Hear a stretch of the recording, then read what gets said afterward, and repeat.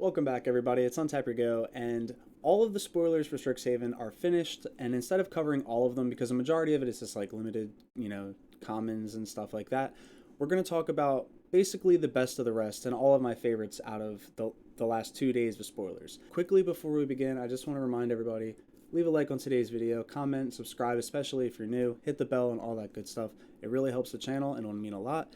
The previous video, we covered a pretty good amount of the set, and we're going to hop into the rest, probably like the last 20-25 cards of the last few days, starting with Mascot Exhibition. This is a 7-mana sorcery lesson in colorless.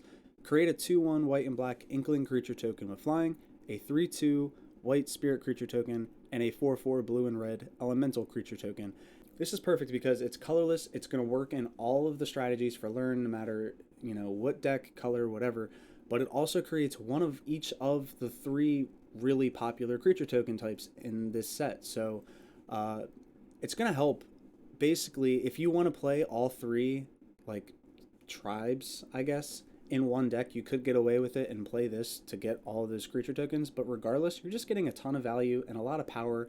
It's easily my favorite of the creature token producing lessons, because there's basically 1 3-mana cost for each of them, the Inkling, the Spirit, and the other dude. Getting into the next card, Deadly Vanity and Selfless Glyph Weaver. Glyph Weaver is a 3-mana human cleric 2/3. You can exile it to give your creatures indestructible until end of turn, which is perfect because it synergizes with Deadly Vanity, an 8-cost sorcery. Choose a creature or a planeswalker, then destroy all other creatures and planeswalkers. Perfect. I love this board wipe. It's very expensive, but the payoff is huge, especially if like the last creature that you keep or the last planeswalker that you keep is just going to win you the game. It's perfect. And the fact that Selfless Glyph Weaver can give all of your creatures indestructible, it synergizes perfectly with Deadly Vanity. I give this card a 5 out of 5. Humiliate. This is Orzov for a sorcery. Target opponent reveals their hand. You choose a non-land card from it. That player discards that card. Put a 1/1 counter on a creature you control. So it's essentially Thought Erasure, but it works in Orzov. Like, you don't need to play the blue, and like you're not forced into playing Esper if you want to play control. Not to mention, this has all the applications for +1/+1 counter strategies in both Abzan, Orzov. You can splash this in Selesnya if you want, just to have some interaction. I mean, again, a 5 out of 5. Blot Out the Sky. This card is nuts. So Orzov and an X sorcery. Create X tapped 2/1 white black Inkling creature tokens with flying. If X is 6 or more, destroy all non-creature, non-land permanents.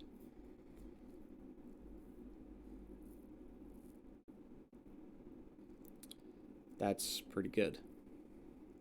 That's pretty good. That's pretty good. So it creates 2/1s. So for 3, you get a 2/1, right? The sorcery lesson that creates a 2/1 costs 3 out of the sideboard. So at the worst, it's just that. Costs 3. But if you're paying 4, you're putting 4 power on board. If you're paying 5, you're putting 6 power on board. You're paying, you get the idea. Like, you're going to accumulate a lot of value with this card the longer the game goes on. And if you can cast this for 8 total mana, it's pretty close to winning you the game. The fact that it's a sorcery is harsh because you can't just and they come in tapped, so it's not like you're winning the turn you play it. But unless your opponent has a chance to come back from it, or an engine established or something like that, I don't see your opponent really winning from that. I mean, let's be real. These are fantastic, and they all have flying. So even if your opponent can top into a creature, it's got to have flying, or they have to have a board wipe. I mean, I can just see this winning a lot of games. A lot of games. Lukka has been reprinted, and honestly, I think Lukka himself isn't that good, but I like Myla, Crafty Companion. This is a 3-mana 2/3 fox. Whenever an opponent attacks 1 or more planeswalkers you control, put a loyalty counter on each planeswalker you control. Whenever a permanent you control becomes the target of a spell or ability an opponent controls, you may draw a card. This is great. White needed this. White really needed the card draw. It also just kind of cushions your planeswalker's loyalty a little bit, so it makes your opponent's combat math a little bit trickier. It's going to make it harder for them to actually deal with all your planeswalkers. So I think Mila in like a Esper Super Friends list or something could be really fun. Or you could play Jeskai just so you can get the full value of the card, and play Lukka, which is a 6 mana planeswalker, comes in with 5 loyalty, +1. You may discard a card. If you do, draw a card. If a creature was discarded this way, draw 2 cards instead. -2, return target creature card from a graveyard to the battlefield. It gains haste. Exile it at the beginning of your next upkeep. -7, you get an emblem with whenever a creature enters the battlefield under your control, it deals damage equal to its power to any target. So like, yeah, again, it's good. It's good. I think it's honestly better than the original Lukka, because the original Lukka was only good for one real purpose, and that was just comboing into Craterhoof or something in Historic by exiling a creature token. Where this, for 6 mana, you get a lot of choices. So -2, reanimate something, it gets haste. It just gets to beat in that turn really strong.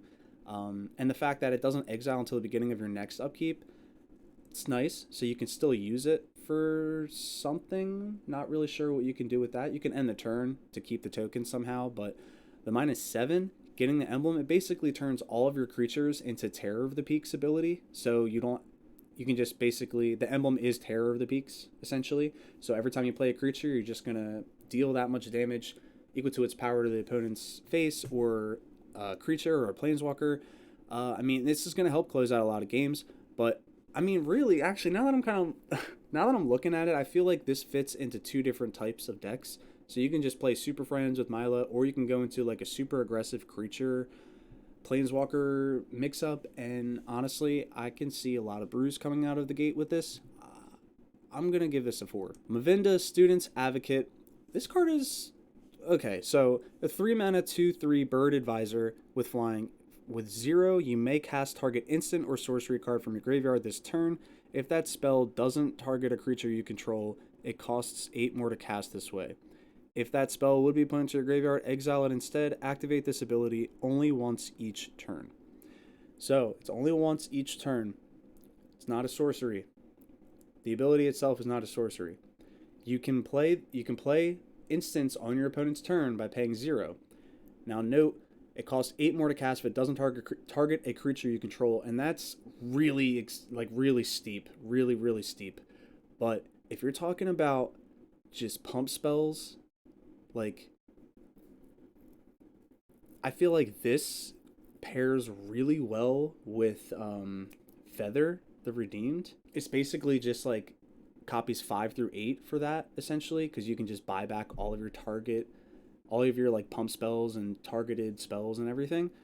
The fact that you can only do it once each turn is kind of limited, but you can do it on your opponent's turn, and that's a big deal. I like this card a lot, and it has flying, so this card is this is like basically Feather being reprinted again. It's not going to buy back all your spells as efficient as Feather, but yeah, I can just see this being like a really annoying creature to have to deal with in Standard. So watch out for this. This is going to be probably played very heavily. Retriever Phoenix. Not the best Phoenix, but not the worst Phoenix. If you're talking about the set itself, I mean, a lot of cards learn. So this is a 4 mana 2/2 Phoenix, flying in haste. When it enters the battlefield, if you've cast it, you learn. As long as it's in your graveyard, if you would learn, you may instead return Retriever Phoenix to the battlefield. I mean, it's good. It's good. It only has 2 power, so that sucks, but it's good. It's gonna be a good finisher for various learn strategies, and I think that the fact that you can learn with this if you cast it from your hand gives you some value regardless. And I'm not sure exactly how this ability resolves. I don't know if like all 4 Phoenixes see 1 learn trigger, or if it's like 1 trigger per Phoenix. I'm not entirely sure about that part. But again, I mean, Arclight Phoenix was good. Phoenix of Ash sees a ton of play right now. This is pretty good. I mean, like I said, everything in the set learns basically. If you're playing red, you're probably playing this. The Biblioplex. Sorry, I read it to the right. The translation was off. This is a colorless land, taps for colorless. You can pay 2 and tap it. Look at the top card of your library. If it's an instant or sorcery card, you may reveal it and put it into your hand. If you don't put that card into your hand, you may put it into your graveyard. Activate only if you have exactly 0 or 7 cards in hand. So yeah, it's very limited to having exactly 0 or 7, but that comes up pretty often. I'm sure this is going to be at least a 1 or if not a 2 of in various control decks just because of the value. I mean, it might even replace Castle Vantress. I think Castle Vantress is awful anyway. It's basically its Kanta, the Sunken Ruin. Like once you flip it into the land and it pulses into instants and sorceries. I mean, granted, this isn't as good, but it's the fact that you can put the card into your graveyard is nice because if it's not an instant or sorcery, this actually fuels some other strategies. It's essentially surveilling a card into your graveyard, which helps fuel graveyard strategies, reanimation stuff, escape. The list goes on there, but then you have the fact that it gives you instants and sorceries. If you're top decking, this is a great land. If you are ahead and you can just like keep your hand at 7 cards, I don't know. I feel like this is going to be a slam dunk in every control deck in Standard pretty much for its entire existence. The next card, Flunk. This is a nice new removal spell. I'm pretty high on it. So it's a 2 mana instant. Target creature gets -X until end of turn, where X is 7 minus the number of cards in that creature's controller's hand. So obviously, if you're up against control, they don't play that many creatures anyway, but the creatures that they do play have high toughness, and they usually have a ton of cards in their hand. So this card is not that good there.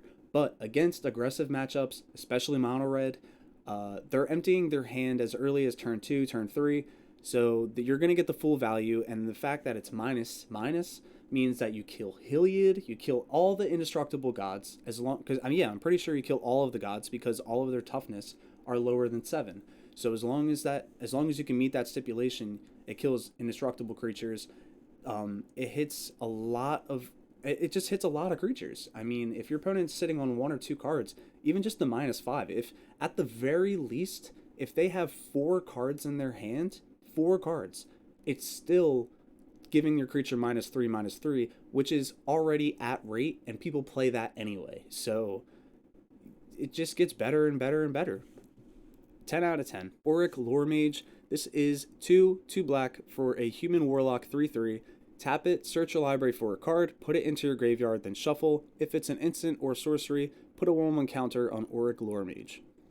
So the fact that you can put the counters on it's nice, but it's limited to instants and sorceries. But this is ridiculous. This is ridiculous. It puts anything in your graveyard. Anything. Think of all of the decks that this could fit into. I'm thinking mostly reanimation, obviously, but I mean, it fits into a ton of different strategies. It puts Kroxa in the graveyard. It puts cards for you to escape with in the graveyard. It puts any of the instants and sorceries that you want for the new strategies, you know, with Izzet and all of their spells and everything that's going on there, Magecraft and everything. That puts the 1/1 counters on themselves, so that synergizes with the counter strategies, which you can also put creatures in the graveyard for that. Like, you can put Planeswalkers in your graveyard at instant speed in response to Elspeth Conquers Death going off, so you can reanimate something. Oh, man, this card is nuts. This card is nuts. Absolutely nuts. This is easily seeing all the play in mono black commander forever. I think this can see play in modern, honestly. As even just a one of whatever, I don't care. I still think that this sees eternal play somewhere, and I wouldn't be surprised. It's definitely going to see. I'm definitely building around this in historic. I'm going to build around it in standard too, but this just seems like it's going to break a lot of decks. Godpharaoh's Gift. Oh my god, could you imagine this with Godpharaoh's Gift? You're just putting everything in your graveyard. I'm done. I could spend the whole rest of this video talking about this. I really like this. Deadly Brew. Golgari colors sorcery. Each player sacrifices a creature or planeswalker. If you sacrifice the permanent this way, you may return another permanent card from your graveyard to your hand. This definitely makes Jun's Sacrifice really good in Historic. I mean, Rakdos Sac has already been pretty solid in Historic, but this makes it very easily Junned. Very, very easily. You get to buy back on any of your permanents, which means you can get your Mayhem Devils back, you can get your Lorises once they were dealt with, you can get your Croxes back, you can get lands if you need it, your Witch's Ovens if it was dealt with. It's just this. It's super good, God. This is so good. This is so good. Even at sorcery speed, this is probably one of the best sacrifice effects in a long time. I mean, it's any permanent, so you can get Planeswalker. Like, no matter what you trade in, you're just getting value. Your opponent's going down. This replaces itself. So whatever you sacrifice, usually, you know, cards that make you and another player sacrifice, that's it. This at least gets you something back, and it's of your choice. I mean, what's not to love? Harness Infinity. This card is ridiculously hilarious. 3 black, 3 green, and a colorless. 7 total for an instant. Exchange your hand and graveyard. Exile Harness Infinity.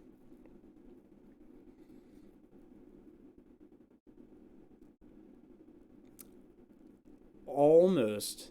I mean, obviously way more expensive, but this is almost Yawgmoth's Will. You just get to buy back your entire grave. It's very similar to, you know, Praetor's Council or something. I used to have a Girog monster commander deck, and I took it apart about a year or two back, and this would have been a slam dunk in that, obviously. This can see a lot of play somewhere. I mean, it's very niche, but obviously in Golgari, that's the point. You're milling, you're kind of putting a ton of things in your graveyard anyway. That's the whole strategy. So to just have a way to be like think about it. If you're at 0 hand, it's 0 in hand, and you top deck this, and you have like 30 plus cards in your graveyard, you're just paying 7 to draw 30 cards, essentially. And if that doesn't give you enough resources to win the game, nothing will. Honestly. 10 out of 10. Sejmore Witch. This is a 3 mana human warlock 3/2 with menace. Ward, pay 3 life, which means whenever an opponent would target it with a spell or ability, they have to pay 3 or it's countered. Magecraft. Whenever you cast or copy an instant or sorcery spell, create a 1/1 pest that when it dies you gain 1 life. So this is a great factory. I love this on Magecraft. This is fantastic, especially because you can play a ton of instants and sorceries in one turn. It has menace, so it beats in, and the fact that the word is there just makes it so even if your opponent deals with it outside of a board wipe, they have to pay some life. So it's going to get some value. It's going to leave some value behind. But in the best case scenario, if your opponent's life total is low enough, they can't deal with it. So it's just going to sit there and keep making pests. And I love that. Callus, Blood Mage, 3 mana Vampire Warlock. A lot of Warlocks in this set. When it enters the battlefield, choose 1. Create a 1/1 pest with when it dies, you gain a life. You can draw a card and lose a life, or you can exile target player's graveyard. On a 3 mana 2/1, this card has a lot of versatility. This kind of reminds me of Night of Autumn, not specifically with the abilities, but just a nice 3 mana 2/1 that has modal abilities. Being able to exile your any player's graveyard is fantastic. So that includes your own, which is actually applicable in some situations, especially against like Dimir rogues, where like Drown in the Lock, they check for all of their rogues check for 8 or more cards in the graveyard. So it could come up that you can exile your own graveyard, but you can exile any graveyard. You can draw a card if you need it, so it replaces itself, or it creates a pest for the pest strategy. So, I mean, this is a pretty good blinkable target. I think this could fit in the Thassa deck too. Just gets you a lot of value. Yeah, not much really more to say about it. I think it's a great card. Getting into the next card, we have Blex. This is great. Blex, Vexing Pest, a 3 mana 3/2 legendary pest. Other pests, bats, insects, snakes, spiders get 1/1. When Blex dies, you gain 4 life. So he has a death trigger himself, like the other pests, except he is the lord of all pests. So he's going to get you 4 life instead of 1. But the fact that he pumps pests, bats, insects, snakes, and spiders, that's so good. Like that's so good. It's going to help a lot of strategies. Just a lot of tribal strategies. You know we're going to build spiders. You know we're going to build snakes. We're going to do it. The other half of it, though, just as good. Search for Blex, a 4-mana sorcery in black, 2 and 2 black. Look at the top 5 cards of your library. You may put any number of them into your hand and the rest into your graveyard. You lose 3 life for each card put into your hand this way. Death Shadow and Historic is probably going to play all 4 of these, honestly. If nobody does, I would be surprised. I would be very surprised. I am going to play all 4 of these. It finds you Death Shadow, it finds you Scourge of the Skyclaves, and it can deal up to 15 life to you for 4 mana. I mean, what else do you need, guys? What else do you need? It just, like, whatever your life total is, this can just chunk you down to whatever you want it to be, and you're drawing all the cards you need. This is a slam dunk. I mean, it obviously works well with Blex and whatever strategy you have that in, and this is just a good draw spell. You can also make it so you can't lose life due to some various cards, not in standard or historic, unfortunately, but there's ways to just make that lose 3 life irrelevant and more of an upside. This is going to see a lot of play in historic. This is going to see a lot of play in standard and probably historic too, honestly. 10 out of 10. Finally getting into the 5th and final Elder Dragon, Witherbloom himself, Belladros. He is 5 and a green and a black for an Elder Dragon, 4/4 with flying. At the beginning of each upkeep, create a 1/1 green and black pest that says when it dies, you gain 1 life. And then you can pay 10 life, untap all lands you control, activate only once each turn. I mean, it's good. It's good. I love it and I hate it. It's very lackluster as the creature himself, but the abilities are okay. Paying 10 life is a lot of life, but in the pest deck, I guess, if you're playing pests in Golgari, you're probably playing at least 2 or 3 copies of him, just because it's a factory and it's beginning of each upkeep, so that checks on your opponent's upkeeps too. You're going to gain a bunch of life that way. Being able to untap all your lands to just ramp a little bit is strong, and I could see it being good, but 10 life is a lot. 10 life is a lot. Definitely going to be played in the pest deck, though, so pretty excited about that. Getting into the next Golgari card, this is Rushed Rebirth. This is easily eternally playable forever. Okay, green and a black, instant, choose target creature. When that creature dies this turn, search your library for a creature card with lesser mana value, put it onto the battlefield tapped, and then shuffle. Oh my god. Oh, buddy. Oh, man. So, this checks for whenever your opponent's creatures die, too. So, if you happen to be playing some form of control, you kill opponent's creature, or you're killing their creature in combat, whatever their mana value is, you can search your library for something lesser than that. Or if your opponent board wipes you, you can replace it. Or if your opponent target removal something, you can replace it. You can tutor whatever you want.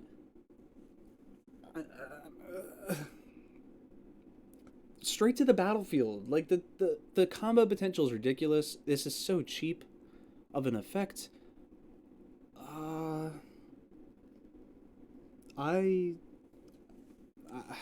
can't, I don't even know. Like, this is gonna be like this is a 4 of in like every Golgari deck that plays creatures, I think. In standard, definitely 100%. In historic, it's gonna see play. In modern, it might see play. Oh no, in modern, it's definitely seeing play. It might see play in legacy. It might see play in vintage. Like, this tutors out anything. This enables so much combo potential. Getting into Dream Strix, this is a 3-mana bird illusion, 3/2 with flying. When it becomes a target of a spell, sacrifice it, and when it dies, you learn. Short, sweet, to the point. The reason that I like this, I mean, it's not like a bomb or anything, but the reason I like it is because no matter how it dies, you're gonna get the death trigger, and I'll explain. If your opponent targets it with exile removal, it's still going to die because you're sacrificing it. If they board wipe it, you're still going to sacrifice it. If they target it with a bounce spell, you're going to sacrifice it. So no matter how your opponent interacts with this, it's going to see the death trigger and you're going to get to learn. And I like that. It's basically unavoidable. So that's pretty much the only reason I like this card. Dramatic Finale. This is 4 Orzov hybrids for an enchantment. Creature tokens you control get +1/+1. Whenever one or more non-token creatures you control die, create a 2/1 white and black Inkling creature token with flying. This ability triggers only once each turn. Who cares that this triggers only once? Who cares? It's going to give all of your creature tokens +1/+1. That's intangible virtue, basically, back in standard. Yeah, it costs 4. It's double, but it's a factory. The Inklings that it creates are actually 3/2s with flying, and that's stupid. That's stupid. Think about it.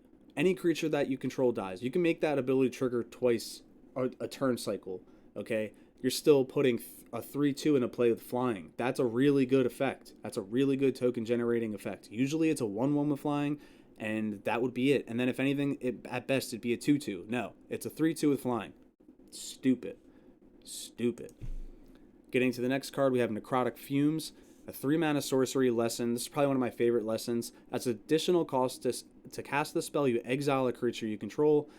That part sucks. It's not sacrifice, and it's an additional cost, but you exile a target creature or planeswalker. If your opponent's tapped out and you can grab this out of the sideboard and just do the effect, it's good. You're going to be able to deal with their planeswalkers against control, their creature, whatever the biggest one is. It does suck that it's as an additional cost, so your opponent does have a chance to counter it or somehow give their permanent hexproof, whatever, and that sucks. But again, it's just probably one of the stronger lessons because it's actually removal, like it's decent removal, and, you know, like it's probably a 3 out of 5. I know I haven't been rating all of the cards, by the way. I'm like off and on. I'm just kind of spitballing here. This is one of the cards that I missed in the last video. It was spoiled the same day, and this is probably one of my favorite cards in the entire set. Body of Research, 3 blue, 3 green. Said that reverse, dyslexia. Anyway, 6 mana for a sorcery. Create a 0/0 green-blue fractal creature token. Put X 1/1 counters on it, where X is the number of cards in your library. Like, oh my...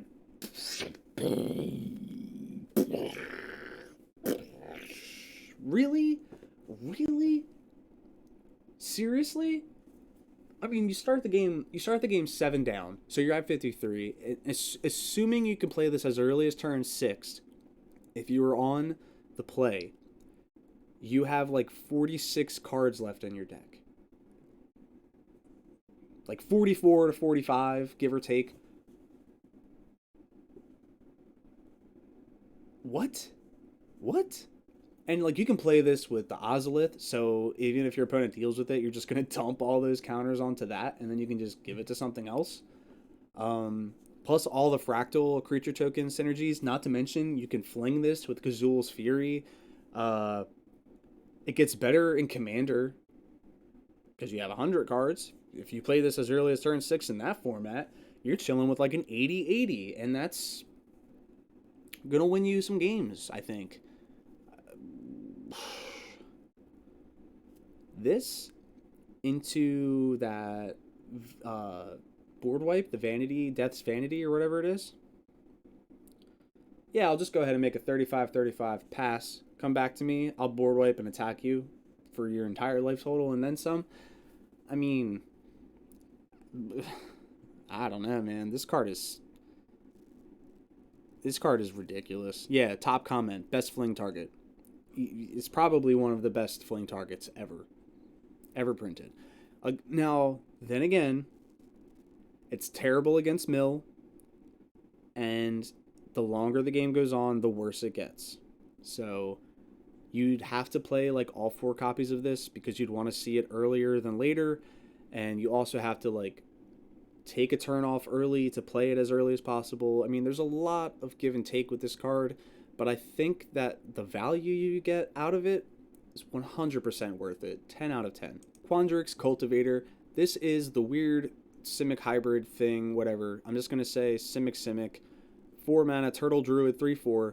When it enters the battlefield, you may search your library for a basic forest or island card and put it onto the battlefield untapped and then shuffle. One of the best bounce targets for Thassa, right? I mean, it just ramps, grabs you lands, and I love that. This is a great card. Really good, like I said, just a really good blink target. It's a 3/4, so it's going to trade with a decent amount of stuff. It blocks pretty good. Searches for a forest or an island onto the battlefield untapped. So if you play it, you actually have 5 mana on turn 4 instead of 4. So if you have a 1-drop you can follow up with, you can play that like an opt or something. Not the worst uncommon. I think this is probably one of the best in this cycle, whatever you would even call this mess of a cycle. I get it. Green is between green, blue, and stuff is between the two. Like, I get it. It just looks so complicated, and I don't know how I'm supposed to efficiently say this. Whatever. Getting into the next card, Fracture. This is Orzov for an instant. Destroy target artifact, enchantment, or planeswalker. Wow. You looking good. What'd it do? This is a fantastic sideboard card, if anything. Doesn't hit creatures. And that sucks. That sucks. But in a control mirror, this is probably just the best option. The best option. Deals with all of their like key permanents, all of their planeswalkers, obviously. Their banishing lights out of the sideboard, their Grafdigger's cages out of the sideboard, their sentinel totems, their whatever stupid sorcerer spyglass. Like, I mean, you can name a whole bunch of reasons why this card is good, and honestly is main deckable probably. Just because there's a lot of artifact enchantments and planeswalkers in standard, and this is strong. This is strong. It's not an exile effect, but it's still instant speed, and it's just a cheap rate. It's such a cheap rate. Yeah, not much more to say. I mean, this is just another premium 2-mana removal. This set is full of it.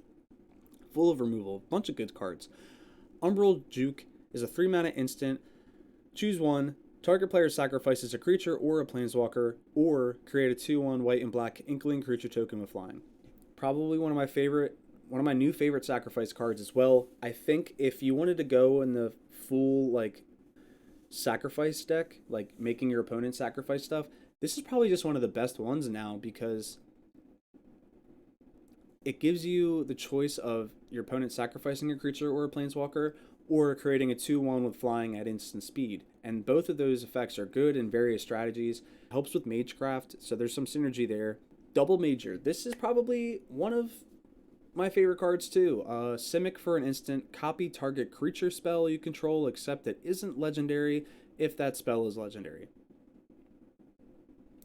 For 2 mana, that effect is good. That is good. So you double up on no matter what you play. Just think of all the creatures you can copy with this. Galta seems hilarious. And Galta you can get to be super cheap, and then you can just copy it for super cheap. And then just have 2 Galtas for super cheap. The last card of the day isn't even like the best. I went in like a very bad order, obviously.